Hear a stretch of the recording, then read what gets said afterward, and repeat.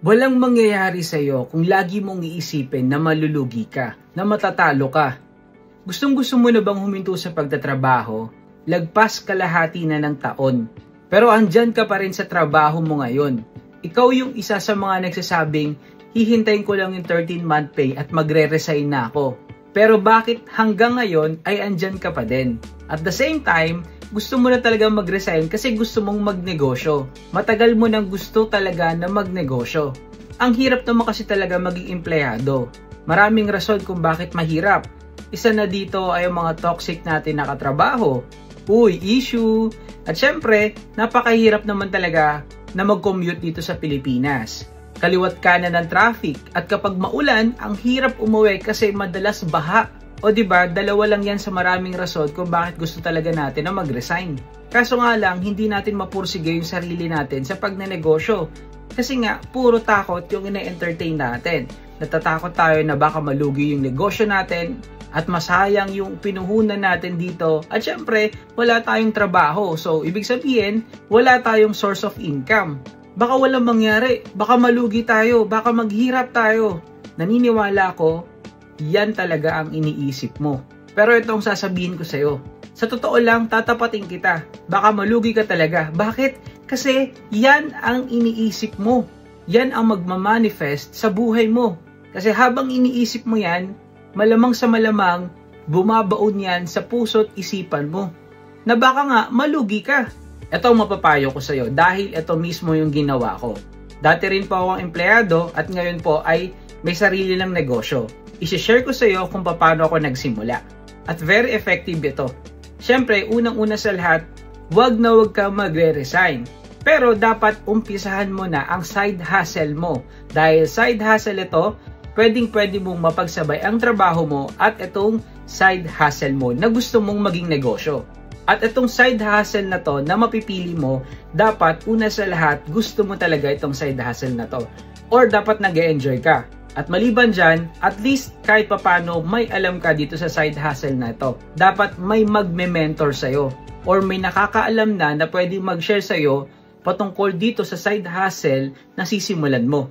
At least kung may magme-mentor sa'yo or may magtuturo sa'yo ng side hustle na to, marami siyang masishare sa inyo kung paano sila nag-umpisa at ngayon ay tagumpay na pwede mong sundan na pattern. Again, yan na naman tayo. Baka isipin mo na naman sa side hustle na baka malugi ka. You just have to try. Simulan mo na. Habang nagtatry ka, nagtatrabaho ka pa rin naman. Dahil andyan pa yung regular income mo, habang nagtatry ka, nakikita mo ano ba talaga yung bagay sa'yo. Dahil kahit anong mangyari dito sa side hustle mo, at least meron ka pa rin regular income mula sa trabaho mo. O ayan na naman tayo, wag mong sasabihin wala kang oras dito sa side hustle mo. Kasi hindi tayo pwedeng maniwala dyan. Marami tayong extra time na pinaglalaanan natin ng ibang panahon natin. Like, pag-scroll sa Facebook at marami pang iba. At meron din naman tayong oras para magpahinga. Alam ko napaka-importante ng pagpapahinga. Siyempre nakakapagod ang trabaho. Pero kung may time ka pang magpahinga talaga, kumurot ka lang ng konting oras dyan sa oras ng pahinga mo para ilaan mo sa side hustle mo. Promise, worth it ang pagkurot mo ng oras dyan sa pahinga mo para ilaan mo naman sa side hustle mo. Ang kailangan mo lang talaga ay i-prioritize at i-manage ang time mo. Magkaroon ka ng time management para sa side hustle mo. Kaya yan. Ayan, congrats. Buo na yung loob mo para magkaroon ka ng side hustle. Ngayon, tignan natin yung future. Meron na tayong side hustle. At the same time, hindi pa rin tayo nagre-resign sa trabaho natin. Anong kailangan mong gawin? Sikapin mo, galingan mo na yung side hustle na nagustuhan mo na talaga ay palakihin mo. Isipin mo sa future na lalago ito ng lalago. At kapag yung side hustle mo na ito ay nag-grow at kumikita na talaga, balansehin mo na ngayon yung oras mo.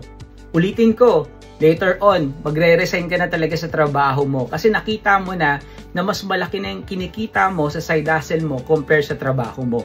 At yung side hustle mo, ang tawag mo na dyan ngayon ay main hustle. Dati nagtrabaho po ako sa office sa Alabang. Yung side hustle ko ay freelance graphic artist. Nung nakita ko na mas malaki na yung kinikita ko, times 2, times 3, times 4 na yung sahod ko from office sa Alabang, that's the time nag-resign na po ako para mag-focus po sa side hustle ko. na online graphic artist. So nakita nyo guys, hindi mo kailangan mag-resign agad-agad. Ang kailangan mo lang simulan yung side hustle mo, kung ano man yan, negosyo man yan, or other works, nang mas kaya mo, mas nag-enjoy ka, at the same time, mas malaki yung kinikita mo. Ulitin ko, hindi mo kailangan mag-resign ka agad-agad. Pero ang kailangan mo agad din, yung aksyon. Kailangan mong umaksyon agad-agad para simulan yung side hustle mo. Huwag ka nang isip ng malulugi ka.